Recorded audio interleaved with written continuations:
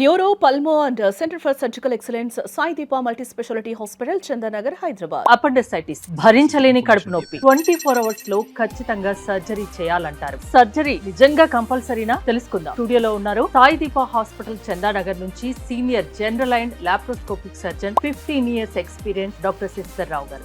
Sir నమస్తే. నమస్కారం. Appendicitis ఈ పేరు వింటేనే చాలా మంది భయపడతారు. నిజంగా అంత ప్రమాదకరమా? ప్రమాదకరమే. ఎందుకంటే అపెండిసైటిస్ మీరు వినే ఉంటారు 24 గంటలు కడుపు నొప్పి అంటే. సో అపెండిసైటిస్ ట్రీట్ చేయకపోతే అది పగిలే రిస్క్, పగిలి ప్రాణాంతకమైన ప్రాబ్లమ్స్ ని కాజ్ చేసే రిస్క్ ఎక్కువ. కాబట్టే అపెండిసైటిస్ ని గురించి జనాలు అంతా భయపడతారు. ఆ భయంలో నిజం ఉంది కూడా. సో అపెండిసైటిస్ అంటే చాలా నెగ్లెక్ట్ చేసేలాంటి ఒక ప్రాబ్లం అయితే కాదు. అలా అని చెప్పి రైట్ సైడ్ కడుపు నొప్పి ఎక్కడొచ్చి ఎవరికి వచ్చినా అదంతా అపెండిసైటిసే, వెంటనే ఆపరేషన్ చేయాలి, అది కూడా లేదు. సో రైట్ సైడ్ కడుపు నొప్పి రావడానికి చాలా అదర్ కారణాలు కూడా ఉంటాయి. అంటే రైట్ సైడ్ కడుపు నొప్పి వస్తే అది అపెండిసైటిస్ అని నిర్ధారించుకొని డాక్టర్ దగ్గరికి వెళ్ళాలా? అంటే కడుపు నొప్పి ఏదొచ్చినా మీరు డాక్టర్ దగ్గరికి వెళ్ళడం అయితే డెఫినెట్ గా అడ్వైజబుల్. సో రైట్ సైడ్ కడుపు నొప్పి వస్తే దానికి వేరే కారణాలు కూడా ఉన్నాయి, అదే నేను ఇందాక చెప్పినట్టుగా. సో చిన్నపిల్లల్లో మీసెంట్రిక్ లింఫోడెనిటిస్ అంటాం, దానివల్ల కూడా రైట్ సైడ్ కడుపు నొప్పి వస్తుంది. కొన్నిసార్లు అమీబిక్ ఇన్ఫెక్షన్, ఫుడ్ ద్వారా వచ్చే అమీబియాసిస్, దానివల్ల కూడా కొన్నిసార్లు కుడివైపున కడుపు నొప్పి వచ్చే రిస్క్ ఉంటుంది. సో ఇవి కాకుండా రేర్ కాజెస్ చాలా ఉంటాయి. సో వీటన్నిటి వల్ల కూడా రైట్ సైడ్ కడుపు నొప్పి రావచ్చు. ఇంకా చాలా కామన్ కారణం ఏంటంటే కిడ్నీ స్టోన్. రైట్ సైడ్ ఉండే కిడ్నీ స్టోన్ ఇలా కిందికి వచ్చి కొన్నిసార్లు ఇరుక్కుంటుంది అనమాట. యూరెట్రిక్ స్టోన్ అంటాం. రైట్ యూరెట్రిక్ స్టోన్ వల్ల కూడా కుడివైపే నొప్పి వస్తుంది. దానిలో కూడా కొన్నిసార్లు వామిటింగ్స్ ఉంటాయి. సో కడుపు నొప్పి వచ్చిన ప్రతి పేషెంట్కి అపెండిసైటిస్ ఉంటుంది, వాళ్ళకి ఆపరేషన్ చేయాలని నేను చెప్పట్లేదు.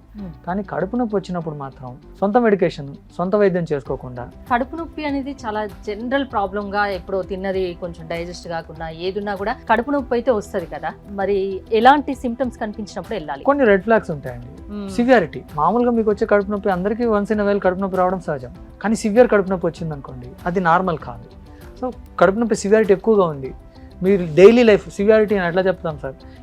మీరు చేసే డైలీ వర్క్స్ ఏవైతే ఉన్నాయో మీ డైలీ లైఫ్ ఇబ్బంది పడుతుంది అంటే, మీ డైలీ లైఫ్ ఎఫెక్ట్ అవుతుంది అంటే that's a severe pain. So అది నార్మల్ కాదు. అలాంటి మీ డైలీ యాక్టివిటీస్ని ఇంటర్ఫియర్ చేసేంత ఎక్కువ సివియర్ పెయిన్ ఉందనుకోండి, డెఫినెట్గా డాక్టర్ దగ్గరికి వెళ్ళాలి. డాక్టర్ అడ్వైజ్ చేసిన టెస్టులు చేయించుకోవాలి. ఆ టెస్ట్ రిపోర్ట్స్ని బట్టి డాక్టర్ మీకు కరెక్ట్ అడ్వైస్ చెప్తారు. పెయిన్ కంటిన్యూగా ఉంటుందా అంటే చిన్న డౌట్, అంటే వచ్చిపోతూ ఉంటుందా? అపెండిసైటిస్ సైడ్ కంటిన్యూగా ఉంటుందా?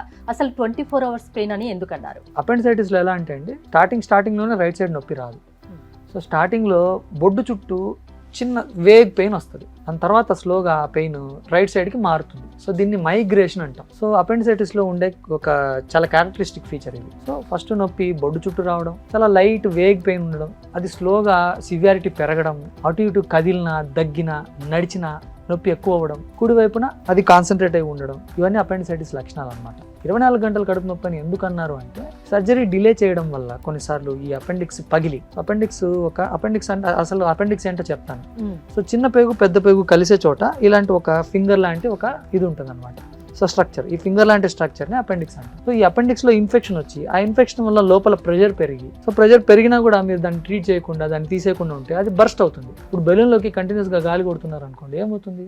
బ్లాస్ట్ అవుతుంది. అలాగే అపెండిక్స్ లోపల కూడా చీమ్ అలా కంటిన్యూస్గా చేరుతూ ఉంది అంటే లోపల ప్రెషర్ పెరిగి అది బర్స్ట్ అయ్యే రిస్క్ ఉంటుంది. సో అలా బర్స్ట్ అయ్యి చీము పొట్ట మొత్తం చేరి పెరిటోనైటిస్ అంటాం, దానికి దారి తీసి దానివల్ల ప్రాణాలు కోల్పోయే రిస్క్ ఉంటుంది. కాబట్టి దీన్ని 24 గంటలు కడుపు నొప్పి అంటాం. అసలు ఎందుకు వస్తుందండి ఈ పెయిన్? సో యూజువల్గా చాలా కామన్ కాజ్ ఏంటంటే అండి, ఫీకోలిత్ అంటే మనం తినే ఫుడ్ లో కొంత పార్ట్ గట్టిగా అయిపోయి ఒక స్టోన్ లాగా అయ్యి ఆ స్టోన్ వెళ్ళి అక్కడ ఇరుక్కోవడం, ఇది ఒక కారణం. వైరల్ ఇన్ఫెక్షన్ అది మన చేతుల్లో లేదుగా, మనం కొని తెచ్చుకున్నది కాదు. కొంతమందికి చాలా జాగ్రత్తలు, చాలా హెల్దీ లైఫ్ స్టైల్ పాటించే వాళ్ళలో కూడా మనం అపెండిసైటిస్ చూస్తాం. ఫీకోలిత్ ఒక ప్రాబ్లమ్. వైరల్ ఇన్ఫెక్షన్స్ వల్ల కూడా అపెండిసైటిస్ వస్తుంది. అపెండిక్స్ దగ్గరలో ఉండే స్ట్రక్చర్స్ కి ఏదైనా ప్రాబ్లం ఉంది, క్యాన్సర్ కానీ లేదంటే ఇన్ఫెక్షన్ కానీ ఉన్నప్పుడు సెకండరీ అపెండిసైటిస్ అనే ఒక కండిషన్ ఉంటుంది. దాని వల్ల కూడా పక్కనుండే స్ట్రక్చర్స్ కి ప్రాబ్లం రావడం వలన అపెండిక్స్ పెరగచ్చు. దాన్ని సెకండరీ అపెండిసైటిస్ అంటాం. ఇవన్నీ కారణాలు అపెండిక్స్ పెరగడానికి, అపెండిసైటిస్ రావడానికి. ట్రీట్మెంట్ ఏముంటుందండి? మెడిసిన్స్ తో క్యూర్ అయ్యే అవకాశం లేదా దీనికి? లేదండి. అన్ఫార్చునేట్ గా ఏంటంటే అపెండిసైటిస్ ఉంటే సర్జరీ చేసి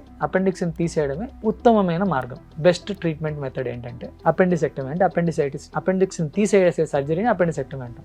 మందులతో తగ్గించుకోవాలని చూసినా కొంతమందికి తగ్గచ్చు, 100లో ఒక 10 మందికి తగ్గచ్చు. కానీ కొంతమందికి చాలా ప్రాబ్లం చేసి ప్రాణాలు కోల్పోయిన పేషెంట్స్, లేట్గా ఇనిషియల్గా ఏదో నొప్పి ఉందని ఏదో మెడికేషన్స్ తీసుకొని వాళ్ళంతకు వాళ్ళే మందులు తీసుకొని అపెండిక్స్ పగిలి లేట్గా ఆపరేషన్ చేసినా కానీ వాళ్ళని కాపాడలేకపోయిన పేషెంట్స్ని మేము చాలా చూస్తుంటాం అన్నమాట. సో అందుకనే ఏం చెప్తామంటే, అపెండిసైటిస్ ప్రాబ్లం ఉంది అంటే డెఫినెట్గా సర్జరీ చేయించుకోమనే చెప్తాం. సర్జరీ కంపల్సరీ అంటున్నారు. Definitely. సర్జరీ అంటే చాలా మంది భయపడతారు. సో లేటెస్ట్ టెక్నాలజీ వచ్చింది ఏమైనా సర్జరీస్ లో? అవునండి, ఇంతకు ముందు ఓపెన్ సర్జరీ చేసి కోత పెట్టి పెద్ద కోత కట్ చేసి దాని ద్వారా మనము అపెండిక్స్ తీసేవాళ్ళం. ఇప్పుడు అలా లేకుండా చిన్న కోతతోటి కీ హోల్ సర్జరీస్ చేస్తున్నాం, లాప్రోస్కోపిక్ సర్జరీ అంటాం. సో బొడ్డు దగ్గర ఒక 10 మిల్లీమీటర్ అంటే ఇంత కట్, బొడ్డుకు ఇటువైపు కింద వైపు 2 చిన్న హోల్స్ పెట్టి 5 మిల్లీమీటర్స్ కట్, కొన్నిసార్లు 3 మిల్లీమీటర్ కట్స్ తోటి కూడా చేస్తుంటాం. సో చిన్న హోల్స్ తోటి లోపలికి కెమెరా పెట్టి లోపల గాలి నింపి కెమెరాలో చూసుకుంటూ మనం సర్జరీ చేస్తాం. ఇది key hole surgery or laparoscopic surgery. ఇది ఆల్మోస్ట్ 20-25 ఇయర్స్ నుంచి ప్రాచుర్యంలో ఉంది. సో ఇలా చేయించుకుంటే అడ్వాంటేజ్ ఏంటంటే చిన్న కోత ఉంటుంది కాబట్టి ఆల్మోస్ట్ నెక్స్ట్ డేనే డిశ్చార్జ్ చేస్తుంటాము. నార్మల్ అవుతారా నెక్స్ట్ డే కల్లా? 4-5 రోజుల్లో మళ్ళీ వర్క్ వెళ్ళిన వాళ్ళు కూడా చాలా మంది ఉన్నారు. పెయిన్ ఏమన్నా ఉంటుందా? చాలా తక్కువ పెయిన్ ఉంటుందండి. చిన్న పిల్లలు, ముసలి వాళ్ళు, ప్రెగ్నెంట్ లేడీస్ లో కూడా ఈ అపెండిసైటిస్ వస్తుందా? వచ్చే రిస్క్ ఉంటుందండి. ప్రెగ్నెంట్ లేడీస్ అయితే డేంజర్ కదండి. అవునండి, అది చెప్తాను. చిన్నపిల్లలు, పెద్దవాళ్ళు, ప్రెగ్నెంట్ లేడీస్ వీళ్ళ ముగ్గులకి మామూలుగా వచ్చే అపెండిసైటిస్ ఉండే లక్షణాలు కొంత డిఫరెంట్ గా ఉంటాయి. చిన్నపిల్లలు ఏంటంటే అండి అర్లీగా వామిటింగ్స్ వచ్చేస్తాయి వాళ్ళకి. సో నొప్పి అంత ఎక్కువ ఉండకపోవచ్చు. సో ఫీవర్ తొందరగా రావచ్చు చిన్నపిల్లల్లో. సో ఫీవర్, వామిటింగ్స్, నొప్పి అంత ప్రామినెంట్ సిమ్టమ్ ఉండకపోవచ్చు. చిన్నపిల్లలు ఏంటంటే తొందరగా పగిలే రిస్క్ ఉంటుంది. ఎక్స్ట్రీమ్స్ ఆఫ్ ఏజెస్ పెద్దవాళ్ళలో, చిన్నపిల్లల్లో అపెండిక్స్ ని తొందరగా ట్రీట్ చేయకపోతే పగిలే రిస్క్ ఎక్కువగా ఉంటుంది. పెద్దవాళ్ళు ఇంతకుముందు చెప్పినట్టుగా నొప్పి అంత ఎక్కువగా ఉండకపోవచ్చు. వామిటింగ్ కూడా అంత అర్లీ ఫీచర్ కాదు. సో పెద్దవాళ్ళలో అపెండిసైటిస్ ఉంది అంటే కొంచెం లేట్గా ప్రజెంట్ అవుతుంది. వాళ్ళకు నొప్పి అంత ఎక్కువ పర్సీవ్ చేయలేకపోతారు.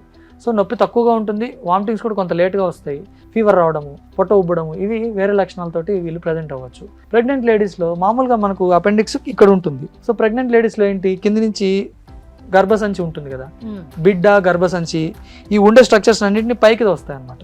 సో మామూలు పర్సన్స్లో ఈ కింద వైపు రైట్ సైడ్ వస్తే అదే నొప్పి, అపెండిసైటిస్ నొప్పి గర్భిణీ స్త్రీలలో కాస్త పైకి వస్తుంది. సో కింద వస్తేనే అపెండిసైటిస్ అని అనుకుంటే గర్భిణీ స్త్రీలలో అది ప్రమాదం. ఎందుకంటే వాళ్ళకు మామూలుగా ఉండే నొప్పి పొజిషన్ కంటే బాగా పైకి వస్తుంది. సో అపెండిసైటిస్లో నొప్పి రావడం అనేది, ఎక్కడ నొప్పి వస్తుంది అనేది చాలా కారణాల మీద ఆధారపడి ఉంటుంది. ఎక్స్ప్లెయిన్ చేయాలంటే ఇప్పుడు అపెండిక్స్ 5 పొజిషన్స్లో ఉంటుందండి.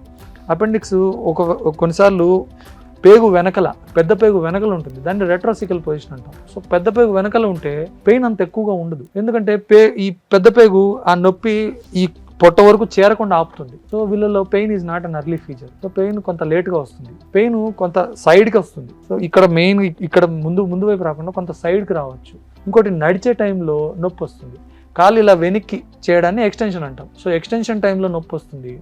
సో ఇవన్నీ రెట్రోసికల్ పొజిషన్లో ఉంటే వచ్చే లక్షణాలు. ఏ పెయిన్ అయినా అది తీవ్రంగా ఉన్నప్పుడు, పదే వస్తున్నప్పుడు ఖచ్చితంగా మీలాంటి డాక్టర్ దగ్గరికి వెళ్తే బెటర్.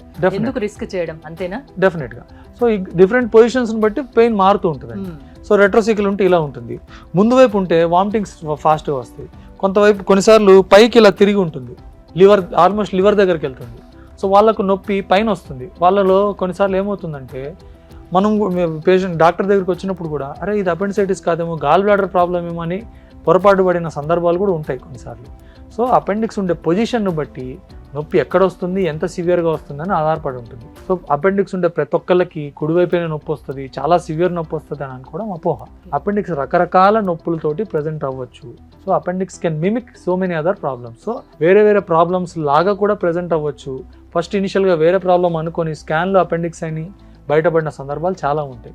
సో పొట్టలో నొప్పి అవసరం లేదు, అపెండిసైటిస్ అయినా అది నార్మల్ ప్రాబ్లం గానే ఉంటుంది. అంటే పెయిన్ ఎక్కువగా ఉంటుంది, కానీ సర్జరీ అంటే భయపడిన అవసరం లేదు. సర్జరీ అంటే భయపడాల్సిన అవసరం లేదండి. ఒకప్పుడు ఇలాంటి పెద్ద సర్జరీస్, అనస్థీషియా టైంలో ప్రాణాపాయం రిస్కులు ఇవన్నీ లేవు. అనస్థీషియా చాలా సేఫ్ అయింది ఇప్పుడు. సెకండ్ థింగ్, మనం చేసే సర్జరీ ప్రొసీజర్ కూడా మినిమల్ ఇన్వేజివ్ ప్రొసీజర్, అంటే చిన్న కట్ తోటి మనం చేస్తున్నాం కాబట్టి నొప్పి తక్కువగా ఉంటుంది. నొప్పి కోసం భయపడి ప్రాణాల మీదకి తెచ్చుకోవద్దు అనేది నా సజెషన్. సాయి దీప హాస్పిటల్ చందానగర్లో ఉంది కదండి. ఏంటి మల్టీ స్పెషాలిటీ కదా, ఏమేమి ఉన్నాయి? అడ్వాన్స్ టెక్నాలజీ మీ దగ్గర సామాన్యులకు అందుబాటులో ఉంటుందా? సామాన్యులకు అందుబాటులో అడ్వాన్స్ టెక్నాలజీ, ఒక కార్పొరేట్ హాస్పిటల్లో ఏదైతే అడ్వాన్స్ టెక్నాలజీస్ ఉంటాయో అవన్నీ సామాన్యులకు అందుబాటులో ఉండే ధరల్లో మన దగ్గర అవైలబుల్ ఉన్నాయి.